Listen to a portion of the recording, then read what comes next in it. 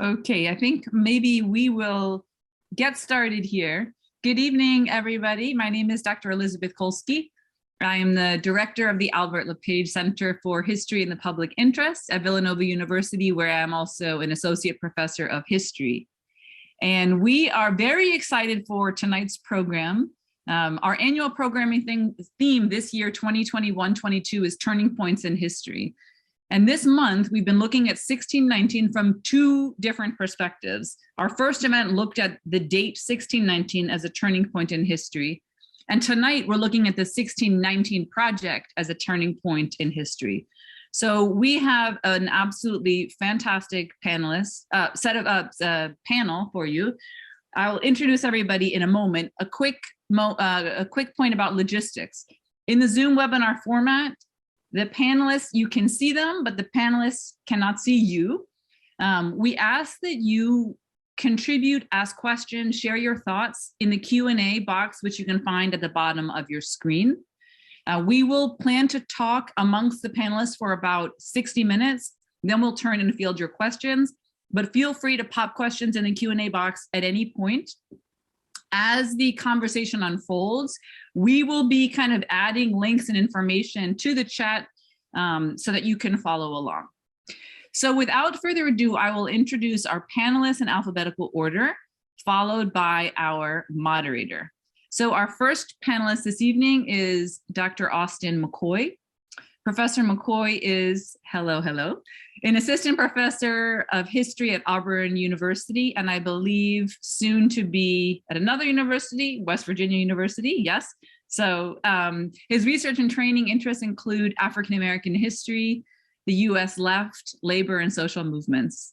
Dr. McCoy is working on a book project tentatively titled The Quest for Democracy, Black Power, New Left, and Progressive Politics in the Post-Industrial Midwest, which analyzes campaigns for participatory democracy in economics, foreign policy, and criminal justice after 1967. He is also a public scholar, publishing social criticism in numerous media outlets. Our second panelist is Jake Silverstein. Jake Silverstein is the editor-in-chief of the New York Times Magazine. During his tenure, the magazine has won 9 National Magazine Awards and 2 Pulitzer Prizes. Under his oversight and vision, the magazine published the 1619 Project as a special issue in August of 2019. He has also published in a broadsheet section, podcast, and event series, a book, and more. Previously, Mr. Silverstein was the editor of Texas Monthly from 2008 to 2014, during which time it was nominated for 15 National Magazine Awards and won 4. Wow. A former contributing editor to Harper's Magazine, Mr. Silverstein is the author of Nothing Happened and Then It Did, a chronicle in fact and fiction published in 2010 by W.W. Norton. Our third panelist this evening is Linda Villarosa, who is a contributing writer for the New York Times Magazine, where she covers race, inequality, and public health. Her contribution to the New York Times 1619 Project, an essay on medical myths, was expanded and updated in the 2021 book, The 1619 Project, A New Origin Story, which came out last November. Other recent topics she has written about include maternal mortality, COVID-19 in Black communities, the environmental justice movement in Philadelphia, and life expectancy in Chicago. Her book, Under the Skin, The Hidden Toll of Racism on American Lives and on the Health of Our Nation, will be published in June. Linda is also a journalist in residence and associate professor at her alma mater, the Craig Newmark Graduate School of Journalism, with a joint appointment at the City College of New York. And our moderator for this evening is my fantastic, wonderful colleague, Dr. Teresa Nance, who has a long and esteemed bio that I refuse to truncate because I will sing her praises for you tonight because she deserves them. Dr. Nance currently serves as the Vice President for Diversity, Equity, Inclusion and Chief Diversity Officer at Villanova University, where she is also a professor of communication. In her new role, she's leading the Office of Diversity, Equity, and Inclusion and the Presidential Task Force on Race, named Equitas, the Latin word for equity. Dr. Nance's Villanova career spans more than 4 decades, during which time she has served as an administrator, a teacher, a scholar, an activist, and a support system for students, faculty, and staff at the university. In 2018, the National Association of Diversity Officers in Higher Education recognized Dr. Nance with the Frank W. Hale Jr. Distinguished Service Award, an honor given to individuals who have contributed substantially to diversity and inclusive excellence in higher education. Dr. Nance was the first Black tenure-track faculty member in the Department of Communication at Villanova, where she established an African-American rhetoric course and created the highly sought-after multicultural leadership course. As a researcher, Dr. Nance has investigated the perceptions and stages of interracial relationship development, diversity and inclusion, and intergroup dialogue. She was the founding assistant vice president for the Center for Multicultural Affairs, and in 2015, to further elevate the university's commitment to DEI work, Villanova created the Office of Diversity and Inclusion, led by Dr. Nance, who was named Associate Vice Provost of Diversity and Inclusion and Chief Diversity Officer. So on that note, you can see why we have invited Dr. Nance to moderate this fantastic conversation. Again, I want to remind all of you to please ask your questions in the Q&A box at the bottom. We'll have a conversation for about 1 hour, then we will field your questions. Dr. Nance. Thank you, Elizabeth. You didn't shorten it, but thank you so much. I went down memory lane there. Good morning. Gosh, I'm so excited. Good evening. I welcome to all of the folks out there who are listening. And just to bring a little bit of the backstage forward, as you probably imagine, I created some questions and shared them with the panelists. And then about 5 minutes ago, tell them, you know, I want to ask you a different first question. So just so that you know how awesome these panelists are, they have agreed to answer my first question that they really just heard of. And now I also want to give a shout out to the University Race and Justice course, because this is a question that came out of our discussion. So first question, and you know, I was always told I was raised as a Catholic Baptist. Catholic taught me order. Baptist taught me to move by the Spirit, so I'm not going to call on anybody. So we can go the Catholic method if you want, and I can call on you in order, or we can use the Baptist method. If the Spirit moves, you just answer. So that's the way we're going to do it on this question. Got it? All right, first question. What does it mean to you to recognize 1619 as a beginning of U.S. history? I'll go first. I was raised Episcopal, so that's a combination. Well, first, thank you for having me here. I love being at the university that sounds most like my last name, so I'm super psyched for that, and happy to be in conversation with such wonderful people. I just want to say it this way is that I was surprised when, when I heard about the 1619 project. I got a call from my editor, Jessica, who said, oh, can you come in to this meeting? Nicole Hannah-Jones is leading it. I was like, why is Nicole leading it? Because it would usually be Jake. When I got to the meeting to hear about Nicole's ideas, she was on fire. This has been long-standing for her. We got our assignments. Mine was to write about medicine. And mostly I stayed in my lane. I worked with my editor. I didn't know so much about the big picture. So at the opening, so we started this in January, the opening was in August, the launch. I was surprised that we were going with, and reading the whole thing, and I think I read it there for the first time, that we were going with this new date for the founding of America. And then I remember the feeling that I felt was sort of completion, because it's been so long, the way I grew up, hearing nothing about anything, any Blackness. I grew up in an all-white community in Denver. And so to hear the whole package together and this bold assertion that it was, that we were moving the date that we've heard so many times, I just felt so proud and so happy. And it was only later with all the pushback that it was sort of, but I just remember that initial feeling was just feeling the same fire that Nicole brought to that first meeting. Great. I've never heard that story before, Linda. That's a great story. It's wonderful to hear it from your perspective, and I think you're right to introduce really the whole conversation about the 1619 project with that meeting that Nicole led. I mean, obviously, the whole project in all of its many forms has been driven and animated and led and created by the vision and passion of Nicole Hannah-Jones. And when we were working on the project, what Nicole repeatedly would say when trying to describe it, it's always interesting to hear how editors or writers describe a project in the couple of months before it publishes, because you can sort of hear them working out, like, what is it, when you have to describe something to people that's been in your head for a while and you're kind of rehearsing it a few different ways, you can kind of hear the way that it's coming into fruition in somebody's mind.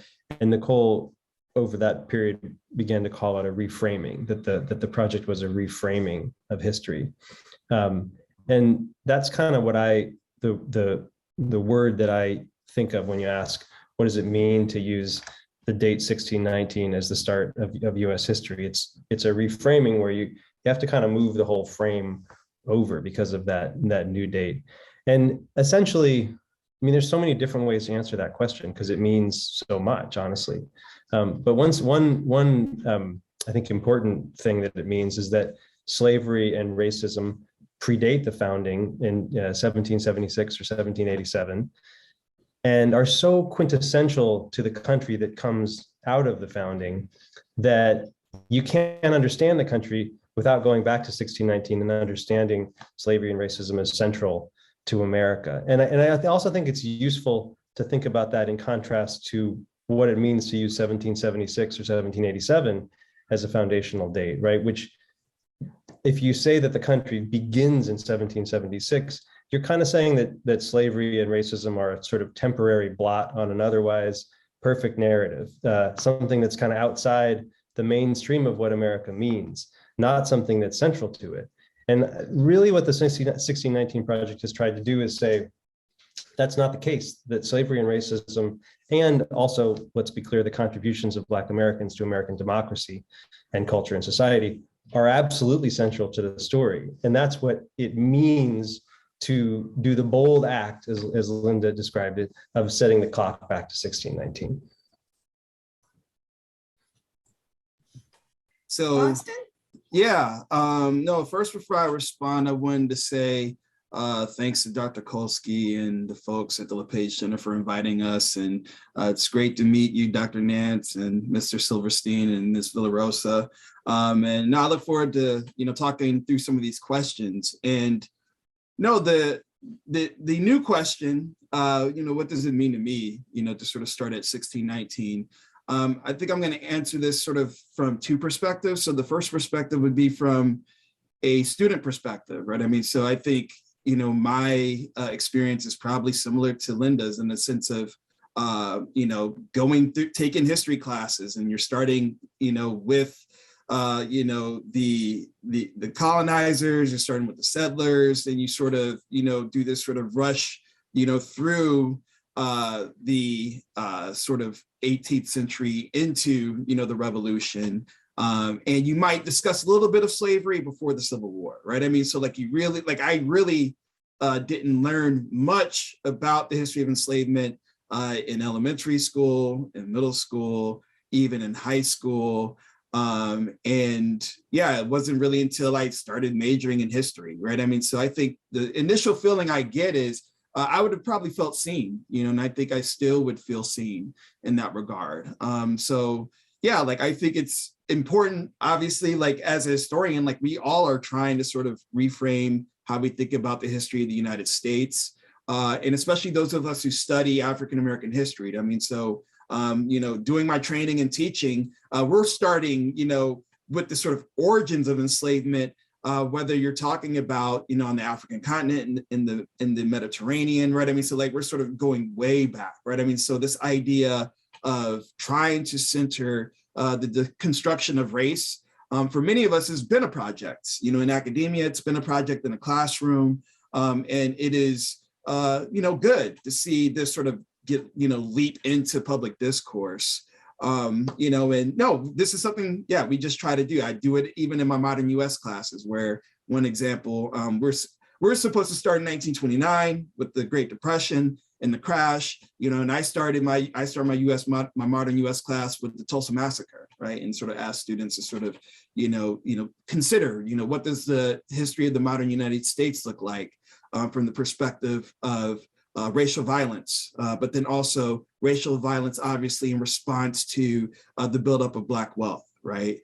So no, like to sort of see Nicole Hannah-Jones and others who have contributed to this text to sort of launch this in the public discourse, even, as some of us in history might, have some, some critiques of it, it's still good to have this conversation because many of us have been waiting to have this conversation for a long time. I think that that's one of the most important things that I take about this is that we can talk about altering the narrative, but then I think when we talk about the conversation, what is it that people say? Because oftentimes it's what we say that's going to also frame out so many other related attitudes and as we begin to move along. All right, so and actually, Dr. McCoy, given your last answer, I think that this tees up very nicely our first question.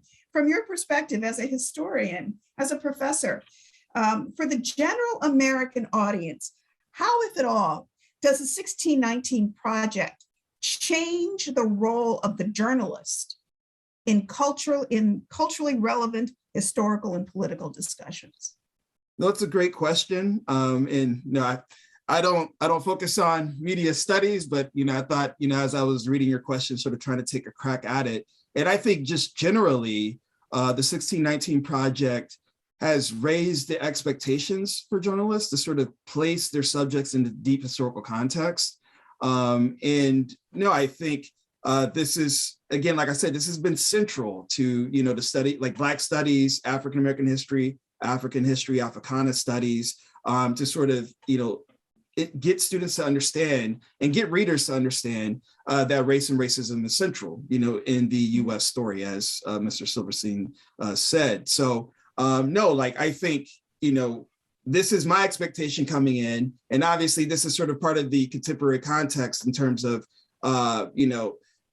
Hannah-Jones sort of fought, doing this work while, Ta-Nehisi Coates has done this work, Jamel Bowie, right? I mean, you have these, journalists or folks writing in the popular media or in the popular space, trying to make connections, between the past and the present, but also sort of referring to historians' work, right? I mean, this has sort of been one of the underrated aspects of the 1619 Project, right? Everything has been focused on the initial essay, as opposed to also looking at the ways in which historians have tried to, wrestle with the legacies of slavery. So whether you're talking about, traffic in Atlanta, the essay written by Kevin Cruz, or even Martha Jones's thoughts about race and politics in that history, in the book, right? I mean, it's no, there are historians who've been, working either within the project or working alongside of the project to get this done. I mean, so I think also flowing out of that, I think there's going to be a growing expectation that there be more collaborations, right? I mean, this is, the product of this is a collaborative effort, among not just journalists and columnists, but also artists, historians, filmmakers, right? I mean, so I think it's raised the bar in terms of how journalists can approach the study or approach discussing the present in relation to the past, but then also it's I think it's going to help us historians be able to sort of, engage in the public around these issues. Thank you so much. Jake, I'm going to turn to you and say, how do you hear Austin? I don't know, forgive me. I was trying to be so formal and call you Dr. McCoy, Mr. Silverstein, Villarosa. You're fine. You're fine. Please. So you're fine. If we could just go, I'm going to call you all by your first name, okay? Okay. So Jake, how do you hear Austin? And interestingly, I will say, I really heard you say, I'm not a media critic. So it's like you're saying, I'm just on the outside here. And yet, are you really? So Jake, take it away. Well, I mean, I think Austin's absolutely right that that there has been, even before the 1619 Project came along, Austin cited Ta-Nehisi Coates' work is a good example of this, I think, increased turn by contemporary American journalists to American history to understand the present. And that really has been foundational to Nicole's work, even before the 1619 Project. She's always, primarily she was an education reporter before this project. And in a sequence of stories over the years about segregation, she was constantly excavating history and using it to help people understand what was happening in the present. It was really, history has always been a passion of Nicole's and always been a big part of her work as a journalist. And I think to go back to what I was saying, that Austin's right, that you have begun to see a lot more of a turn to history from journalists. That said, I do think that there's certainly been like a stimulation of that by the 1619 Project. And I've been kind of amazed. It's 2.5 years basically since we published the project. It's basically been a continuous conversation since then.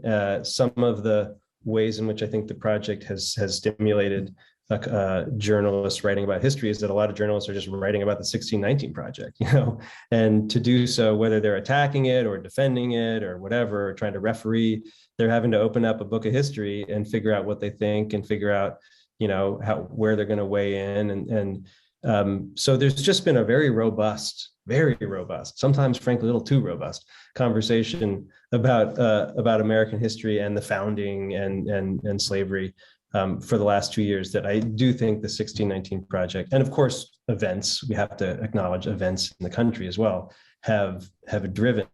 But I also think that, whether it's Nicole or Ta-Nehisi or Jamel Bowie, who Austin also mentioned, who has a wonderful essay in the book about kind of some of the dynamics around American politics and the political system that developed during the era of slavery, or other journalists. I mean, just recently, Jill Abramson, the former executive editor of the New York Times, had this fascinating, Jill is essentially, she's really an investigative reporter, and she's got this piece recently in the New Yorker about whether George Washington had an enslaved child.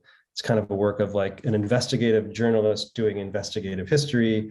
You think of the wonderful book last year by Clint Smith, a journalist at The Atlantic, How the Word Is Passed, very much a turn to history. There's just a lot of journalists on the contemporary scene who are using history in their work. But what I would say is, like, we should recognize that has a long tradition, and especially in the Black press. I mean, Nicole has talked a lot about how the inspiration for the 1619 Project was her reading Before the Mayflower by Lerone Bennett, executive editor of Ebony magazine for a long time, when she was in high school.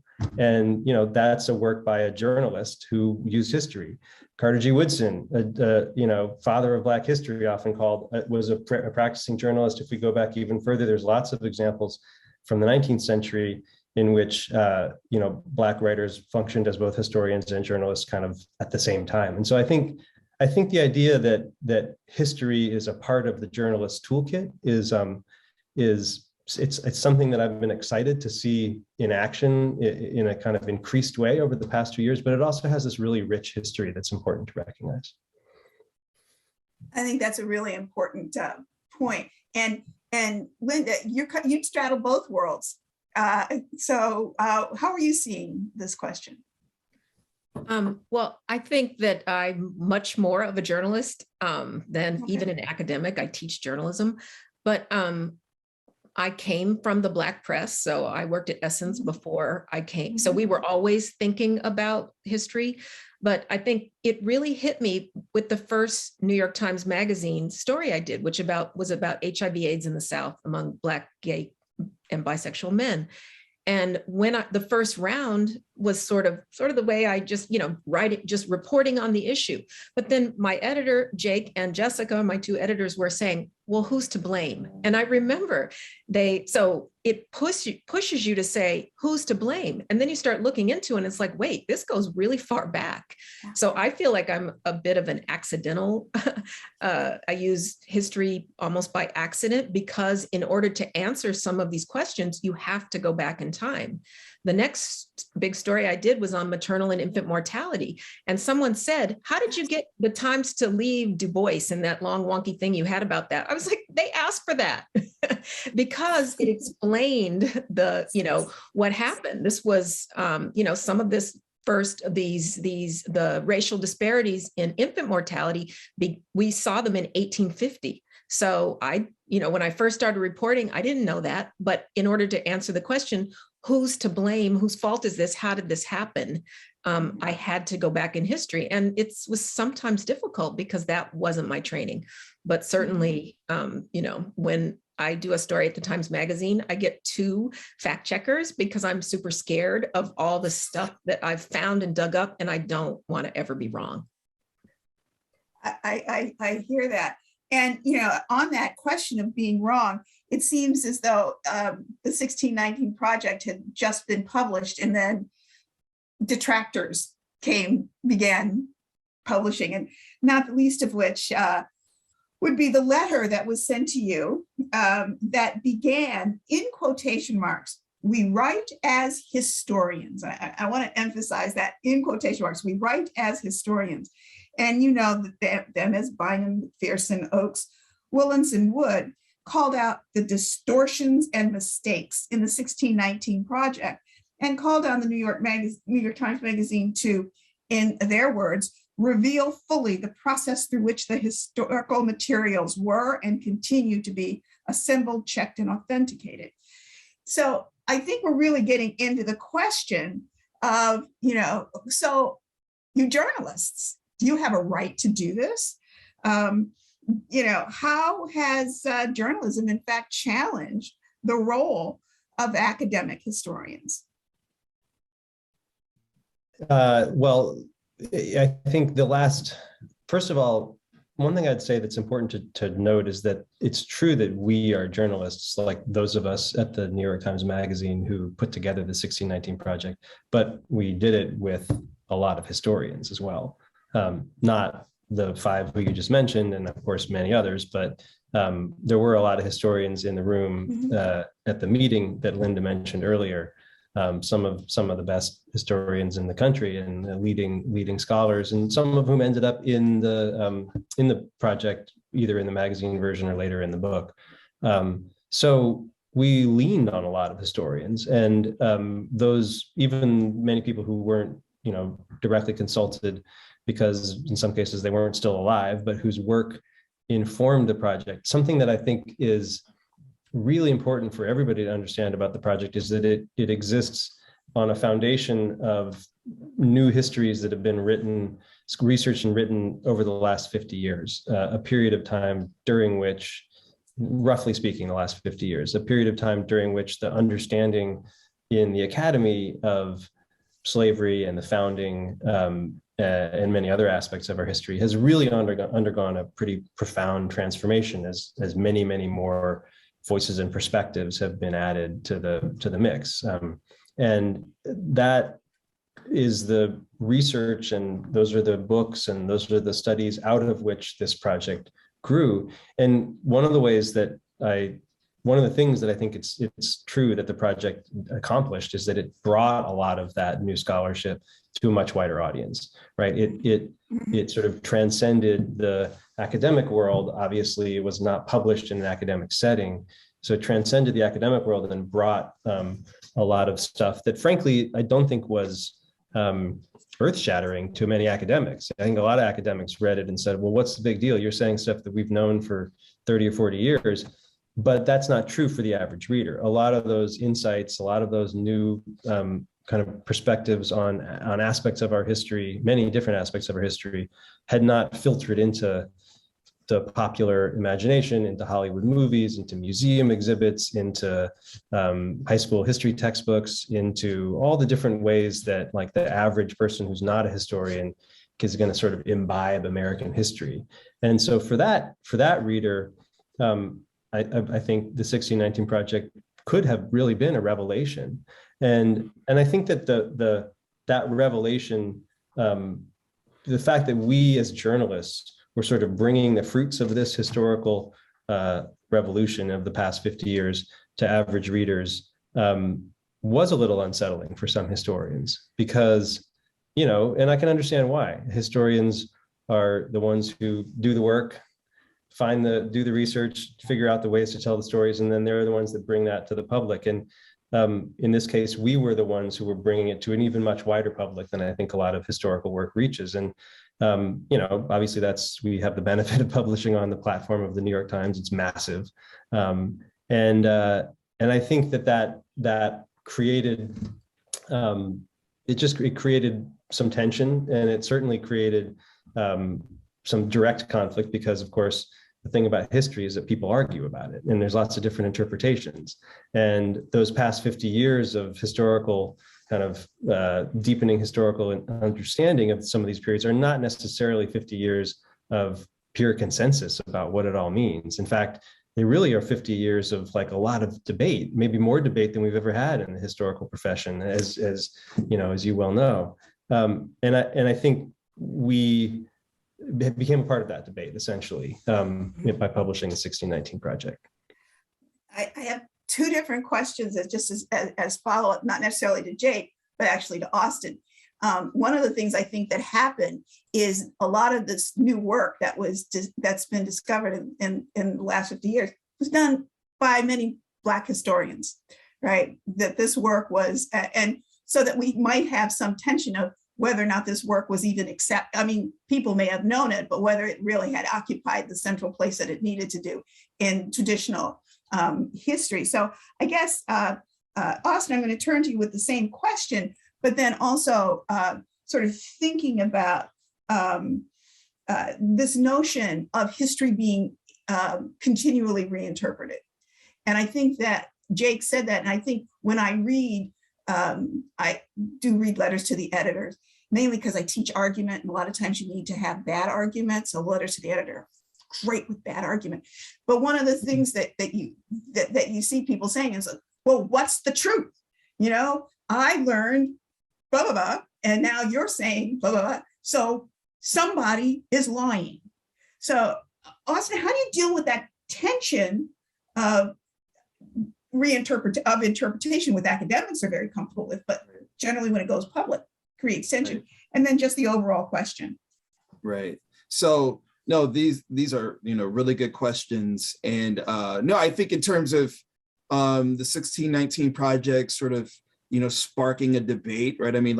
That's the point. This is why we all write. This is why all of us historians write histories. This is why, journalists are trying to raise questions about the present, trying to challenge, institutions of power, right? This is the point, right?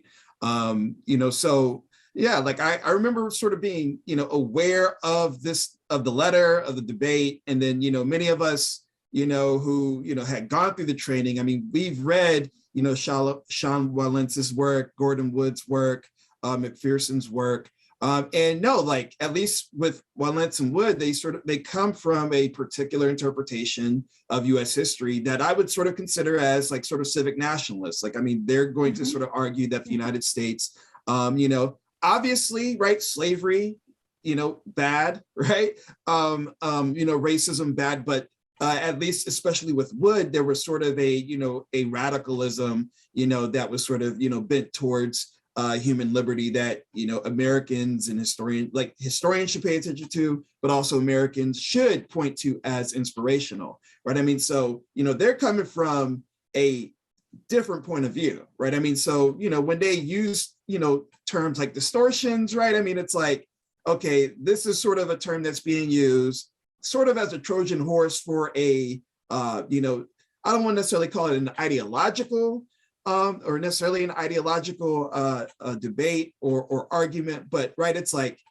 you're hiding behind whatever you think mistakes are. The real problem is the interpretation, and just be honest about the interpretation, because that's what we're here to do. Because a book like this should lead people to go read more history books, right? That should be the point, right? You read the 1619 Project, you write a letter as a bunch of esteemed historians, and drop the titles of your book so people can go read those, and then they can sort of read your perspective and make a decision based upon what they've read. That's how the conversation should go. But obviously history is political, right? I mean, so people want to get out there and sort of, raise important questions about particular interpretations that might sort of, challenge the fundamental principles of the US nation state, right? I mean, because that's in some ways, I think the 1619 Project does that in some ways. Some ways, I think it's also a civic nationalist project as well, right?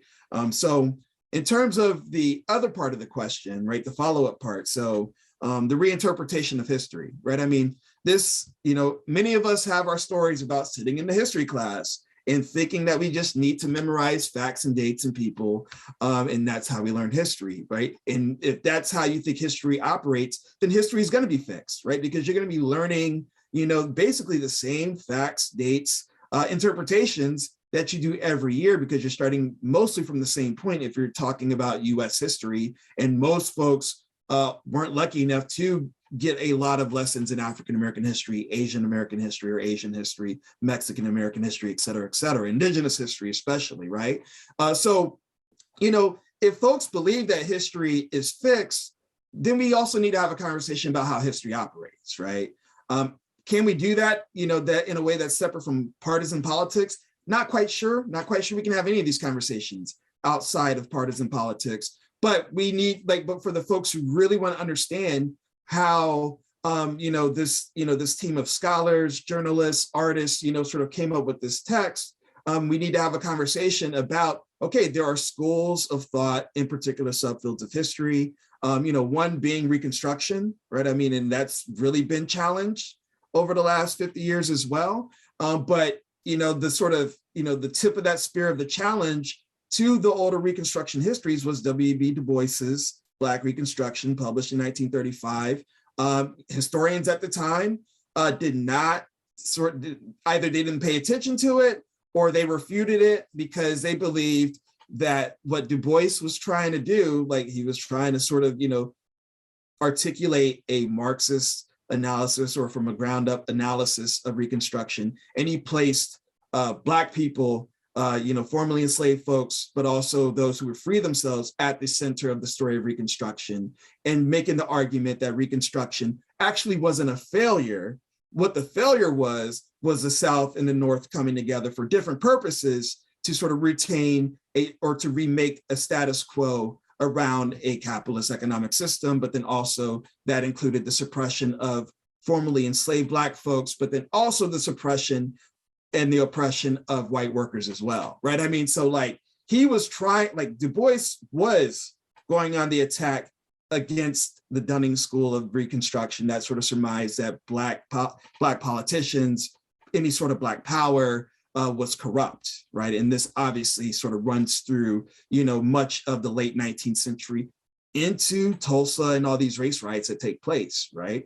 So, that is sort of one example of, Du Bois, a Black scholar, historian, sociologist, taking on a prior history of a subfield, but then influencing others like Eric Foner, Stephen Hahn, other, other Black scholars really to sort of rethink the meanings of Reconstruction. And now we have, more journalists, other scholars going back to Reconstruction in this moment of, basically racial reaction, coming from the right politically, to sort of analyze, what are some of the parallels between the ways in which the rise of the Jim Crow South basically stole political rights from newly freed Black people, and the ways in which the GOP today are, sort of doing whatever they can to circumscribe rights of Black people, poor people, folks who have committed crimes, et cetera. So, I think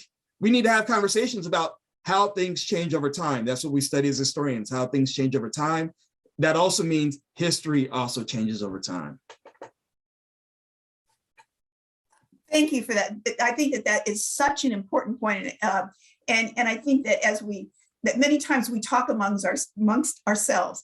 So journalists are talking to themselves, historians are talking to themselves, or let's even say the academy is talking to itself. And one of the phrases that you use that actually I know it sometimes can be difficult, and I'll turn this either back to Austin or Linda. And we just nodded because we went, yeah, when you said history is political.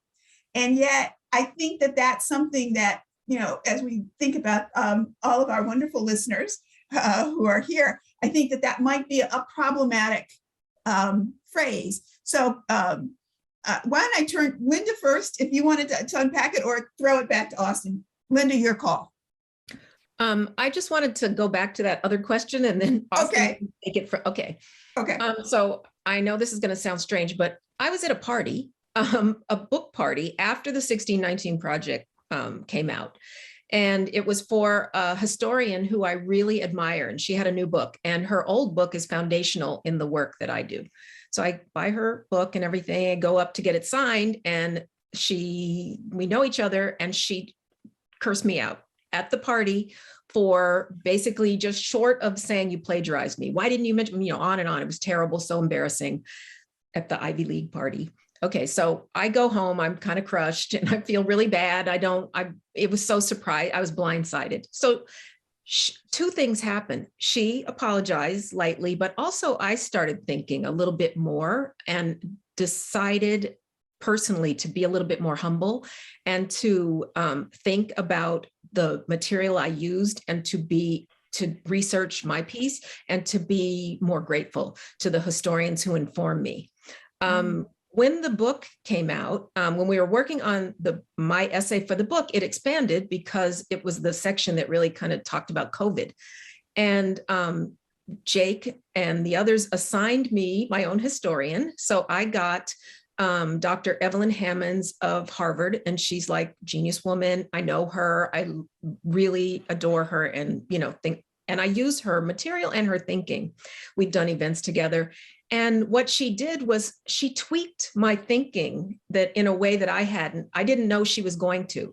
So my piece was about myths around that began in enslavement and lasted medical myths and lasted all the way through now. And so I was using this idea, this phrase, false ideas. And what she said really clearly is that the way you're saying this was false idea or false notion, sort of sounds like you are saying that it wasn't intentional, that really what was happening during that time was scientists and doctors who often owned enslaved people were trying really hard to prove points misusing science, misusing medical information, journals, conferences to do this. And so it really moved me over. And I just realized she only knew that because she has studied this her whole life. This is her area. She has done deep thinking.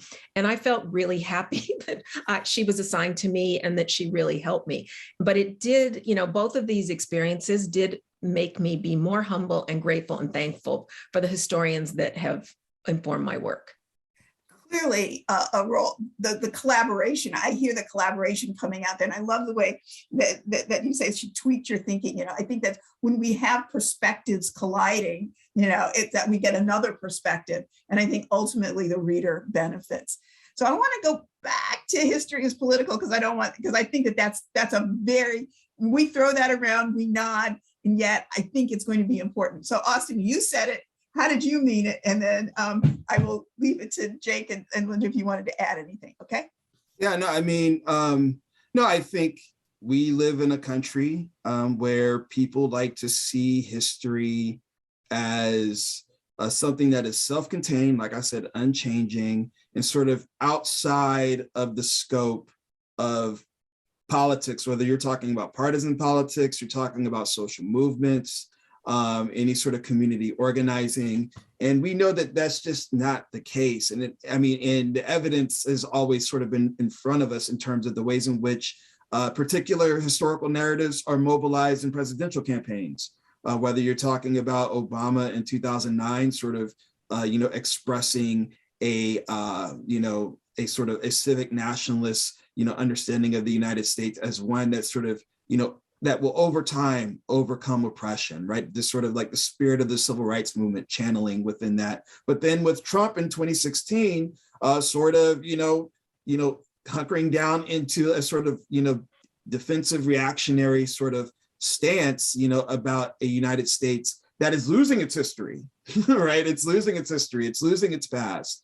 And it's losing its past for reasons, due to demographic change, reasons due to economic calamity, reasons due to this sort of the failures in U.S. foreign policy, right? I mean, like, so history is always sort of with us, and who gets to tell the more dominant histories, right, are usually the ones who can sort of help shape, the collective thinking of the country and help sort of move, majorities of people into acting in a particular way or supporting particular policies. So no, history is political, and it's something that there are historians very uncomfortable with that, I mean, I've encountered historians who have asked me about my work, asked me about the terminology I might use, for instance, talking about the 1967 Detroit Rebellion. It's, why do you use rebellion? Why don't you use a riot? Why don't you use riot? It wasn't a riot? I mean, so it's like, we have these debates within history, but then also, no, like, history is political, it's in front of us, right? I mean, the other sort of most tangible aspect of this is people tearing down Confederate statues, right? I mean, like, sort of propagating a false cause or a false history, right? I mean, in this idea of, false cause coming from those who are critical of, the lost cause, those historians like Adam Dombey, my colleague here at Auburn, right? I mean, it's like, no, these, statues were sort of set up, in ways to sort of commemorate a history or a past that actually didn't exist in reality, especially for Black people at the time, right? This was an imagined past that many white Americans, especially in the South, sort of shared. And, more than 100 years later, you get, multiracial groups of people trying to tear these down and wanting to assert a different vision of history, right? So again, the history of this political thing makes people feel uncomfortable, but it's all around us all the time. Yeah, it sounds like that's where you want to be. I would just add to that. I think everything Austin said is absolutely right. And I mean, another way in which I think it's important as a history is political, is it's like who gets to be a historical subject, right? Who is a viable historical subject has a lot to do with who has political standing in the present. And so Austin earlier raised Black Reconstruction and how it was kind of rejected by a lot of contemporary historians in the 1930s and by a lot of newspapers and journalists and people who reviewed it sort of dismissed it. And there are so many examples of that where Black historians are putting forward a story in which there's a Black historical subject, and that's essentially been rejected for many decades of history. And I think that starts to change. We've been talking about 50 years as a time frame in this whole conversation, 50 years of the sort of changes in history. That 50 years corresponds with what? The Civil Rights Movement, the Voting Rights Act. It's like when you have political standing in the present for African Americans, you begin to have standing as historical subjects as well. And that's what kind of, in part of what opens a door to a huge amount of new history that does place Black history at the center and that does envision Black historical subjects as viable as historical, actors. And that is political in a sense, but it's political in the same sense that history written by white historians up until that point was political. Austin made another good point, which is that historians get uncomfortable with the idea that history is political. But I think that if you go back and look at early American historians, George Bancroft, who was often called the father of American history, absolutely was writing a political history in which there was a sort of providential vision of American settling of the frontier and the entire kind of history of the founding and what came after it was viewed in a kind of providential way. That was very much a kind of political read of what had happened. But it was seen by Bancroft and other white historians and readers too as objective. It's not political, it's objective. It's just what happened. I think what happens in the last 50 years is that you begin to have all these new histories because frankly, in the present, you have more political power for many more groups than had political power previously. And as you begin to have more political power in the present for many more groups in the country, you also begin to have many more histories. So in that way, I think history is political in a very obvious way. And clearly that is what brings us to the present, where we have these ferocious debates about history, specifically the 1619 Project, but not only the 1619 Project, and not only in the last 2 years, really over the last, I mean, there was a lot of debates over history during the Tea Party movement. And I think a lot of that is a kind of backlash to this change in kind of who has a voice and who gets to be a historical subject, which is itself connected to changes in political power. Absolutely. I want to mention the case of J. Marion Sims that's the question of who gets celebrated and revered. And he was so long, until really very recently, considered the father of gynecology. And so it was really, at first, Black historians and often women historians, who were saying, wait, this guy is not that. He was torturing women. He was torturing enslaved women to prove some of his theories through, using their bodies. And it was more recently that the right, it was almost like everything happened at the right time. So many of the historians who had been saying, this guy is not, we should not be celebrating him this way. Then activists, it was very moving. It was Black women activists he has a statue across the street from Central Park, across the street from the National Academy of Science. And they dressed up in white gowns and they splattered, blood splattered gowns, and they protested until that statue got removed. And it was really this wonderful theater, as well as, there's been plays by Black women about the enslaved women that he operated on. And it's really moving to see the combination of activism, art, and history come together. So powerful, so powerful. We have a number of questions in that have come to us that are really talking about what's going on currently. And they're talking about, obviously, I think you must have known that was going to be happening, that people were going to probably want to talk about what's going on with Judge Brown Jackson and quite specifically Ted Cruz's questioning of Judge Brown Jackson. And so I guess we had the first question really gets to dealing with how do you interpret Senator Cruz's questioning of the Supreme Court nominee. Specifically, he talked about the claim that babies can be racist. And then we also further had a question that Cruz evidently mentioned both the 1619 Project and, how could he not, critical race theory. And so the question is, the questioner is saying, how do you make sense of this? How that obviously his anger is not only toward the fact that she, is all that she has done, but also the fact that she's a woman and a Black woman who has threatened him is a part of the question.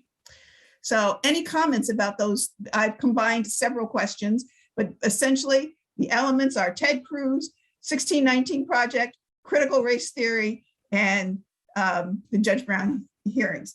All of those are elements in those questions, and folks want your opinion. What are you thinking about this? I'll go first and go fastest. So this just seems like a dog whistle to the right. I mean, Ted Cruz seems to be saying, hey, I'm running for president again or something again, and I'm going to dog whistle just saying these words, which he doesn't seem to really have a full understanding of at all. But I'm going to dog whistle to you because he doesn't have anything significant to say as far as a critique about this super highly qualified person.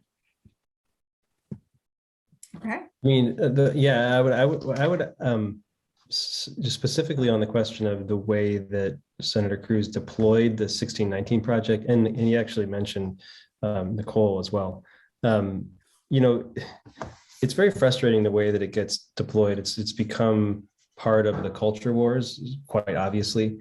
And what I have learned over the last few years is that when something becomes part of the culture wars, it really starts to lose its actual meaning and just sort of take on the meaning of those who fight about it. And that's extremely frustrating when you really care about the meaning of a work that you've, spent a ton of time on and tried to hone and perfect to sort of see it reduced to a caricature and then have that caricature be the thing that gets thrown around and fought over and disagreed over, even though it doesn't even represent the thing itself, is very frustrating.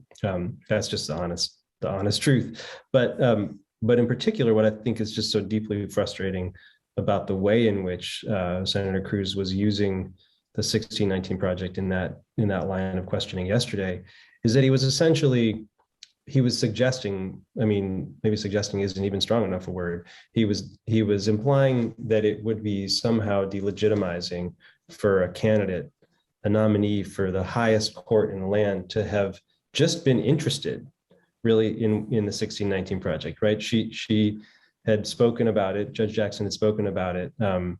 She hadn't even really said, I think it's great. And, I read it cover to cover 3 times and I'm giving it to all my best friends for Christmas. Like, she just had kind of spoken about it and referred to it and expressed some interest in, I think, what she called its provocative thesis.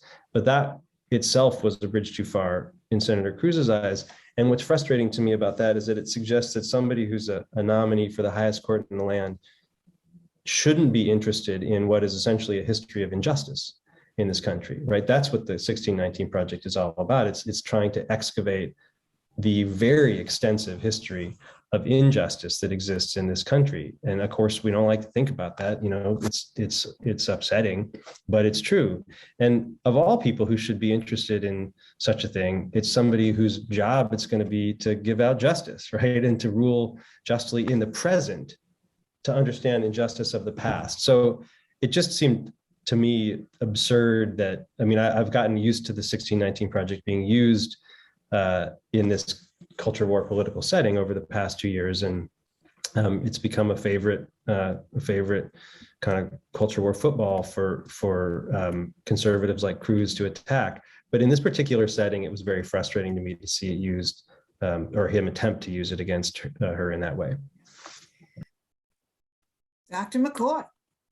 Yeah, it's like we were talking earlier, and Dr. Kolsky mentioned, the hearings, and my actual response was like, yeah, I really hadn't been watching, because the fact that you'd have white men, Republicans, trying to do whatever they could to basically drag a Black woman, judge through the dirt, and doing anything they can in a nefarious way to do so. Like, it's not shocking to me, and it's frankly not something I actually just want to spend my time watching. I'd actually rather be reading some history than like watching something and just that I know is going to happen and just watch the highlights. So like, I agree with everything that Linda and Jake has said.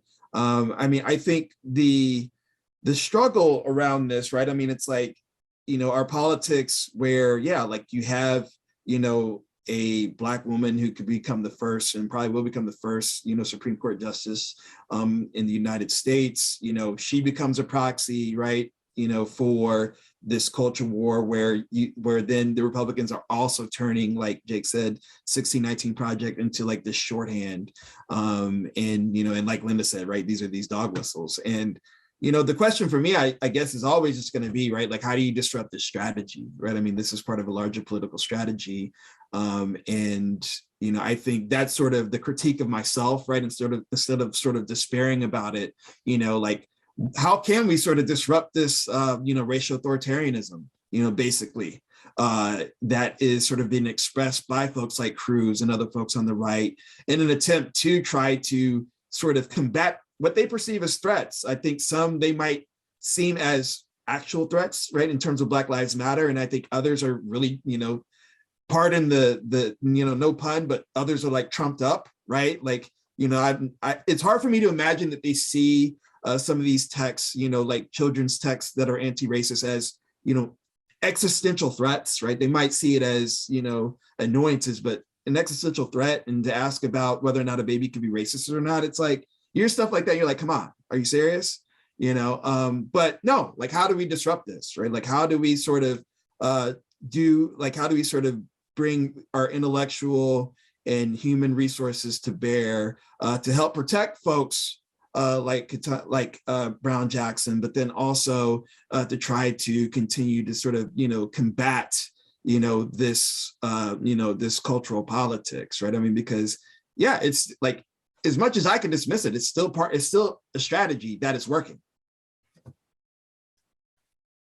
And I think add something just quick is at the same time this was going on, I was on the phone with someone said, can you please talk to this student of mine who's really struggling? He's at a predominantly white college. He just doesn't fit in. Where he's from isn't the same. So I'm talking to him, and it turns out he's from the place in Chicago where my mom's from. And he was talking about it in just his neighborhood. Nobody cares. It's gone downhill. And, it was all this blaming and fault and shame about the community. And finally, I said, I'm super proud of you for getting to college, but let's look at this a different way. This isn't your fault. The way the community isn't all your fault. It isn't the fault of the people there. Something happened in the past that created the present situation that you've had to escape from. And so, so I really feel grateful for the 1619 Project and other, histories like this that are, that people learn the history that they learn about so that they understand it's not your fault. And you don't blame yourself. And it's great when you can help each other. And certainly we should, as people, take care of ourselves and others. But that fault finding really bothers me. And I hear it a lot from my students. Yeah, I think that's very true. I can't believe that that our time is going by so quickly, and I just want to make sure that I'm going to go to the questions to see if there's anything that I have missed. Can you explain the unhinged criticism of critical race theory? Anybody want to give a quick one on that one? I don't think anybody wants to touch that one, other than just to say, I mean, I think most of the people who are offering what the questioner is describing as unhinged criticism of critical race theory don't have any idea what critical race theory is. It just sounds bad. And, it therefore can be used to stand for a whole bunch of stuff.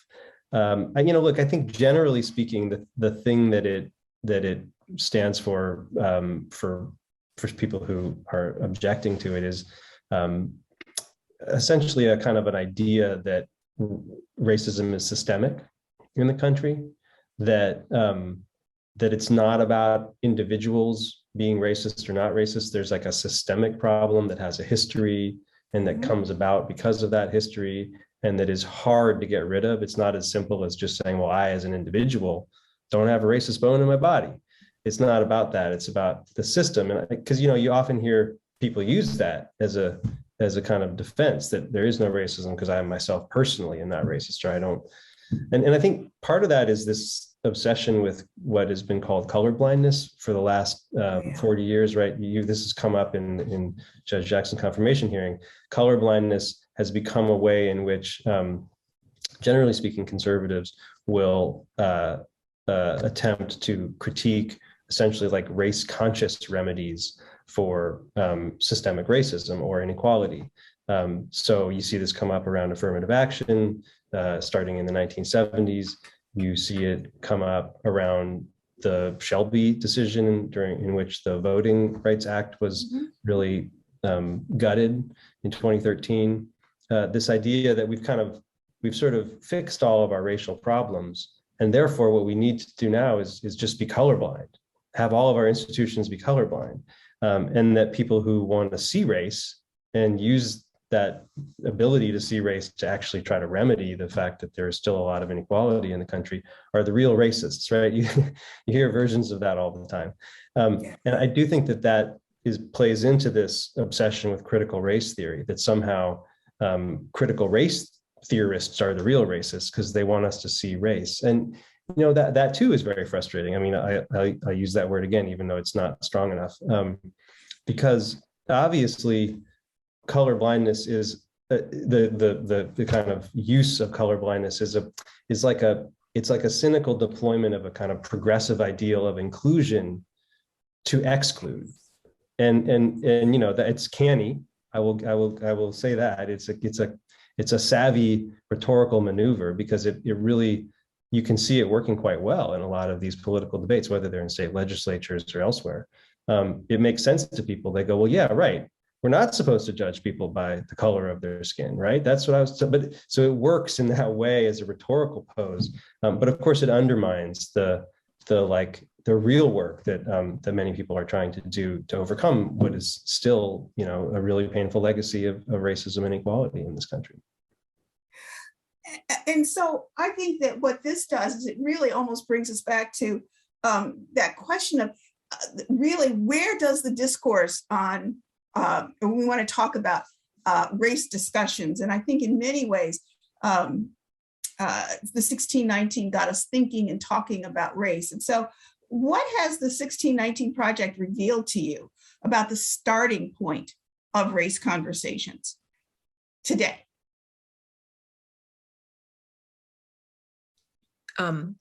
If from my experience from where I grew up, you know, there was no discussion of race unless it was hostile. And so that's why I don't live there anymore.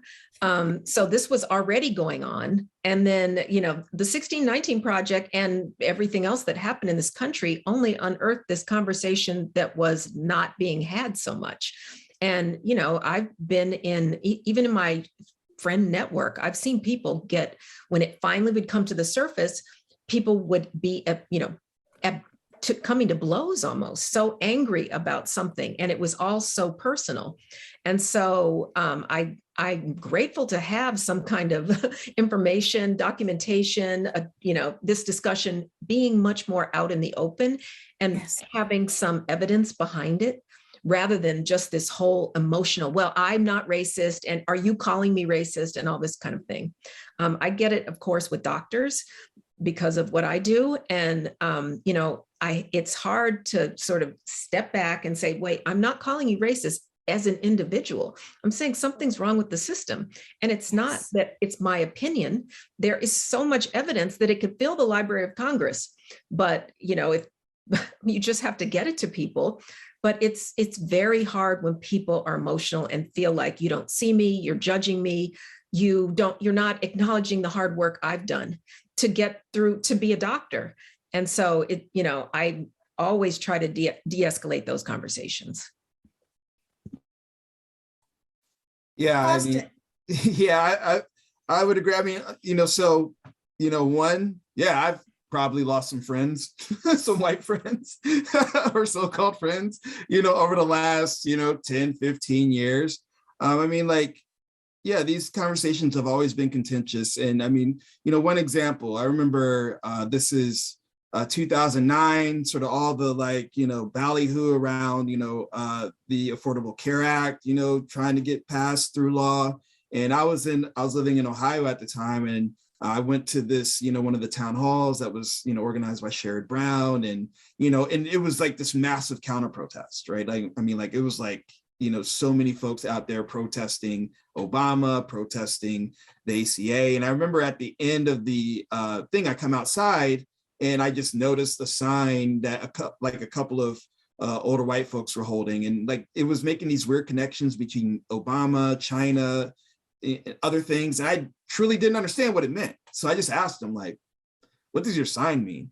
And the first thing they said to me was, are you calling us dumb? We're not stupid. We're not racist. And I was like, wait a minute. I don't even know you. Right. I mean, so like, it just, you know, goes to show like how on edge a lot of, you know, folks are, especially white folks. And yeah, it's like, it's going to be contentious. Part of the reason is a lot of white folks were taught, don't talk about race at all. You know, if you talk about race, then that means you're racist, right? Whereas we're having different conversations.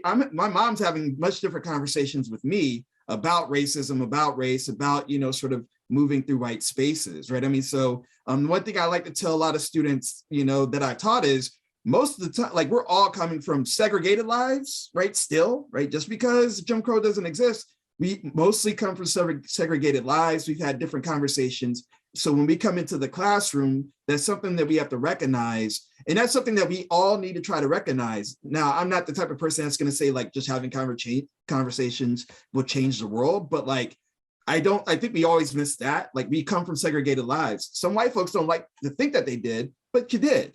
That's just probably a fact, right? So let's start from there and try to talk about what race and racism, especially in US history, means.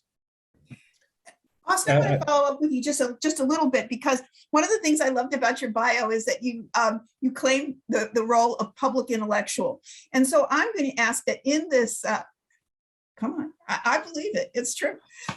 So that in this time when people are, crazed about critical race theory and they're thinking about the 1619 Project, is this giving you, do you think this is paving the way for you to engage in, and I love that, the intellectual conversation. So we have, what we've been talking about is sort of the everyday between you and me, maybe we go to a meeting kind of conversation. But when I think of public intellectual, I think somebody who is taking the notions of the academy out on the road and working audiences so that they can understand. So I turn to you and say, is this an opportunity for public intellectuals?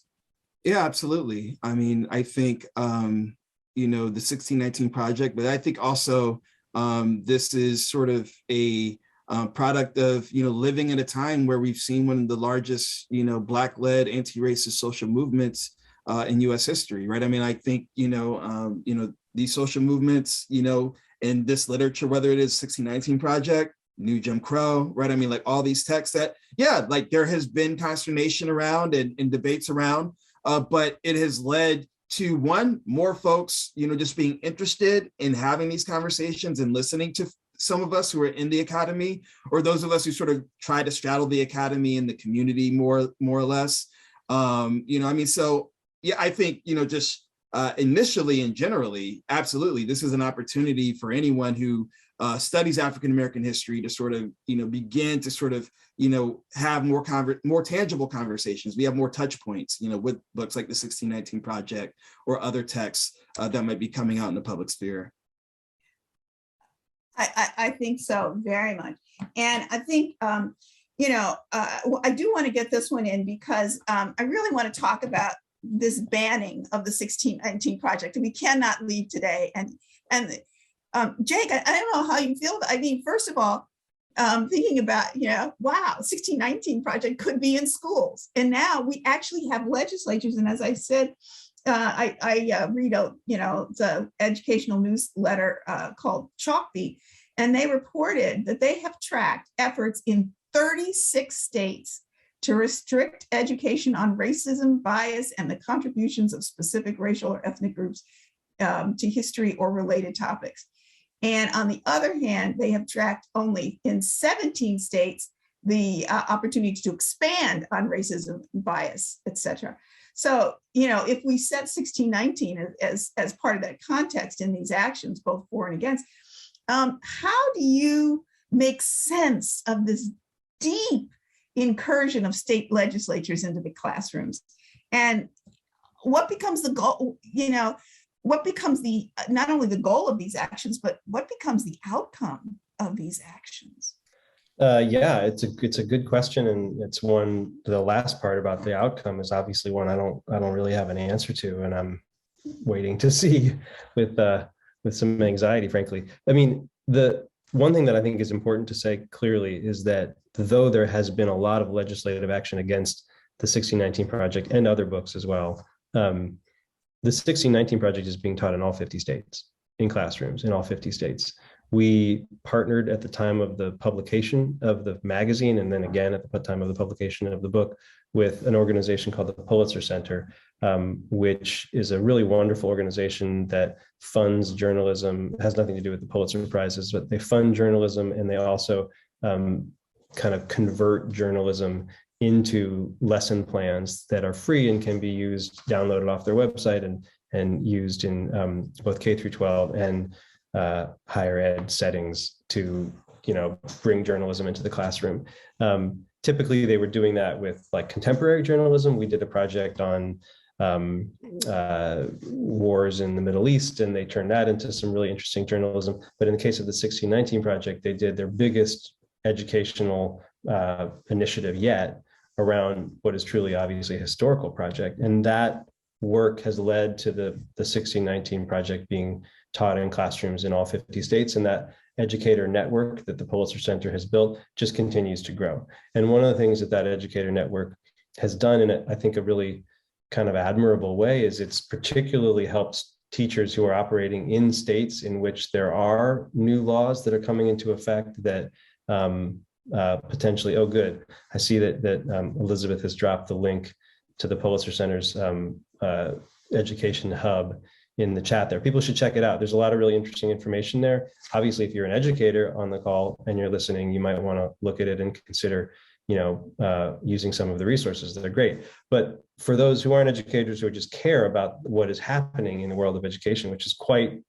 frightening, right? Like, it is useful to know that, like, there are a lot of people, a lot of teachers out there that are finding ways to circumvent these laws. They're talking with each other. There's a network of teachers who are figuring out ways to get, to teach what needs to be taught. That said, obviously these laws are really troubling.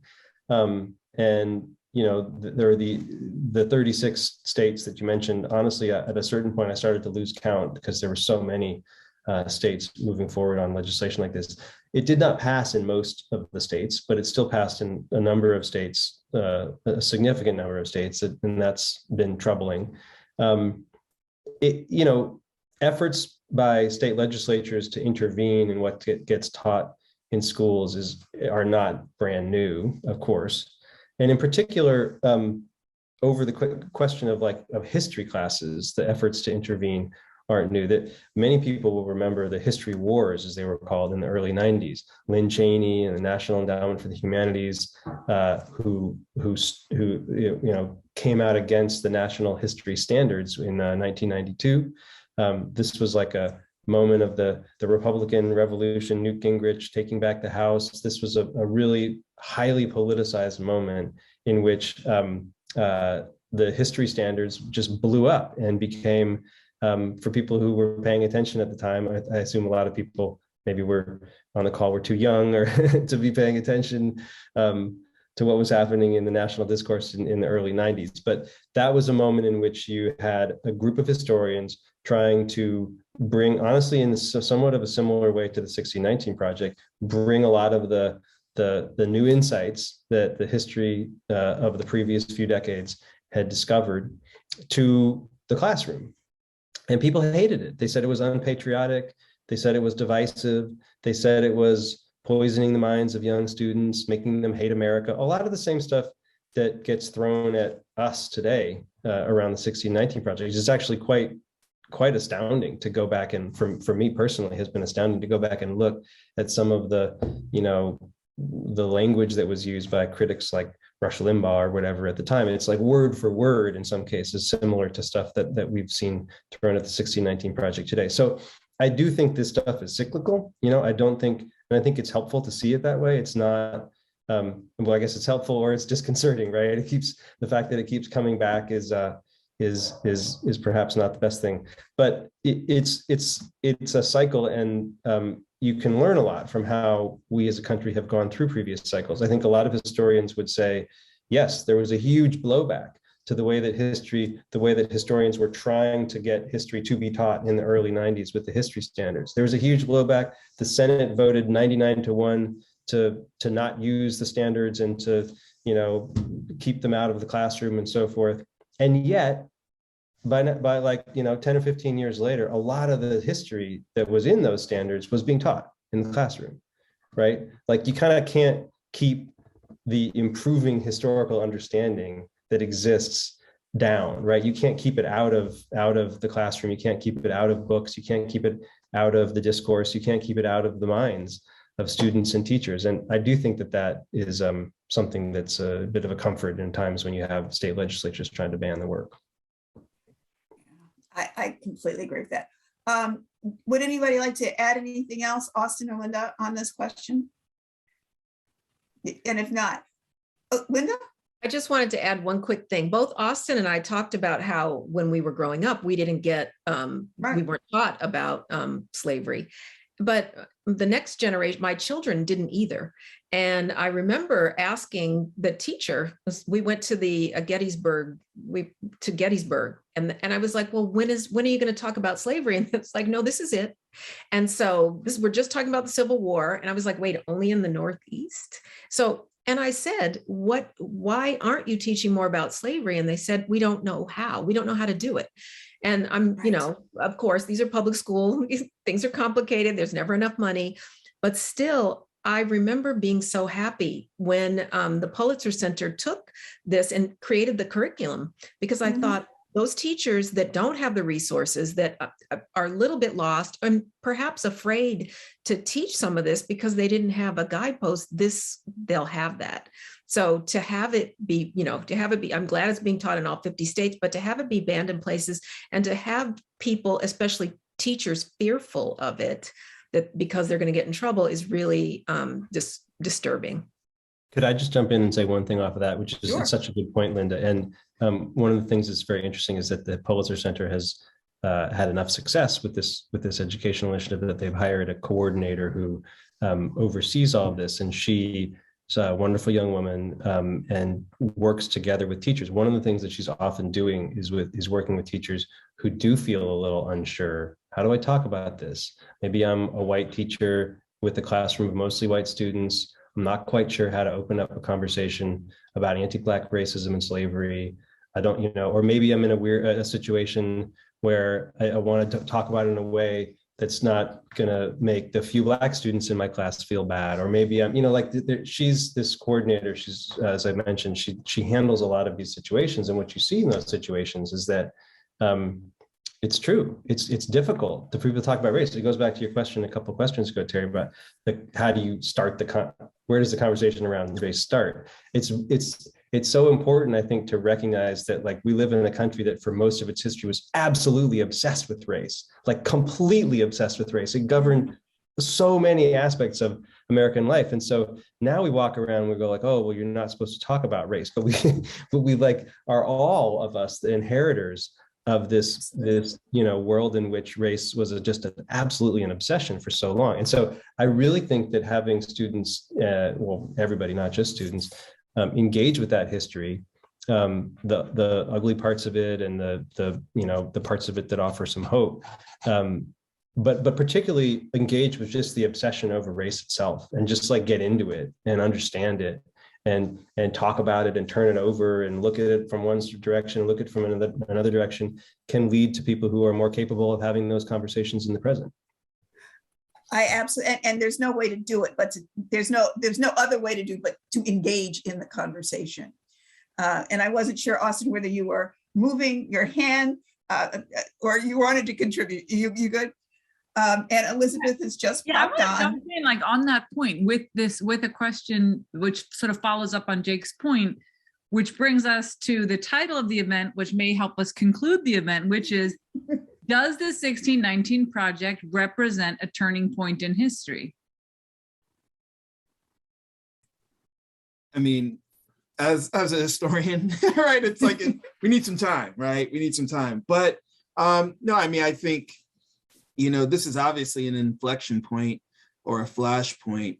And no, in terms of, where things could be going politically, right? I mean, no, I think at least when it comes to, Republican politics in the state legislatures, right? I mean, it's about, the obvious point is, right, trying to control, the types of history and the ways of critical thinking that students can engage in, because if you can do that, right? I mean, if you can sort of stop, trying to get folks to engage issues related to the histories of structural racism at an early age, then maybe they don't later on. And if they don't later on, maybe they're not participating in community organizing initiatives. They're not participating in protests, like anti-racist protests. They're not actually trying to change or transform the United States, right? I mean, because when we talk about structural racism, that's the implication here, right? Well, if we individuals If racism isn't about individual behavior or bad behavior, then it's about the structure. Well, then that means we have a moral imperative to change the structure, right? This is Dr. King at the end of his life, right? I mean, this is Dr. King, and where do we go from here? Chaos or community, right? I mean, it's about, okay, so then if we're going to recognize that we live in a structurally racist and a, structurally classist and sexist society, settler colonial society, then how do we change that? And then what happens to the country if we try to transform it? I think the 1619 Project is part of this larger movement. Austin mentioned, of course, the Black Lives Matter movement, the Black-led Black Lives Matter movement, all what happened to George Floyd, who, had COVID as well. COVID, this whole sort of constellation of things happened. The 1619 Project was part of it, was definitely a conversation, part of the conversation. But then the Black Lives Matter movement and, Black people should not have to be killed and murdered to have this conversation happen, but it did. And certainly when COVID happened and we saw, it's like, what happened, who was struck? And we started having more sophisticated conversations. All of this led to when we look back at this, a turning point in history. I mean, I would agree with Austin that it's certainly too soon to say anything about the 1619 Project, but it is, after all, just a work of journalism. It's and I mean, perhaps an important one. Definitely an important one, but I don't know. It makes me uncomfortable to say that it itself is a turning point in history. What I would say is that an interesting dimension to the 1619 Project that's important to remember is that it's been published kind of twice, right? Like first as an issue of the magazine in 2019, and then as a book in November of 2021. And really dramatic stuff happened in between those two publications that in a certain way kind of bore out some of the ideas of the original project. I mean, Linda mentioned earlier that in revising her essay from the original project, which was already a wonderful essay, she made it about COVID, right? She added a dimension that didn't exist in the world when she wrote her first essay. And that was true for other essays in the book as well. Jamel Bouie's piece, which was about the kind of minoritarian impulse in American politics, tracing it back to Calhoun and some of the ideology, the pro-slavery ideology of the 19th century. He wrote about the January 6th insurrection at the Capitol, which hadn't happened when we published the first version of the project. So it feels like there's been a whole bunch of turning points in the last couple of years, and the 1619 Project has been a part of them and has sort of drawn ideas from them and responded to them. And it feels like we were just in a moment, a turning point moment, and I think in the country's history, and the project has been a part of it. I so appreciate those last answers, and I do think that it has that the significance of the 1619 Project cannot be underestimated, because when we change the narrative, we change lives. And I really believe that that's something that I have felt from the beginning, because the cocktail conversations all of a sudden have much more detail. And so that becomes a way when it comes off of the page and into people's mouths and into conversation, and then it works its way into the culture. I think that's when we're going to be able to change. And I think one of the things that I appreciated about all of the insights that you gave us is I think that you've given our listeners great insight and clarity, and so that they can now continue the conversation in their own way. And so that then extends the 1619 Project. So Elizabeth, it's 7:30. We like to keep time. We are, after all, historians. So I want to really cordially thank, first of all, our audience who came on a beautiful, at least in Philadelphia, a beautiful Wednesday evening, came inside and were online with us. And our fantastic panelists, Dr. Austin McCoy, Jake Silverstein, Linda Villarosa, as well as our wonderful moderator, Dr. Terry Nance. We are going to take a couple weeks break, and then we're going to be back with more turning points in July, where we're going to be focusing on Latin American history, past and present. So thank you so much to all of you for joining us this evening. Those who are interested in sharing this with friends, we post our events on our YouTube channel within a week or two. So check back there for if you'd like to watch this recording of this event. Thank you so much, and good night.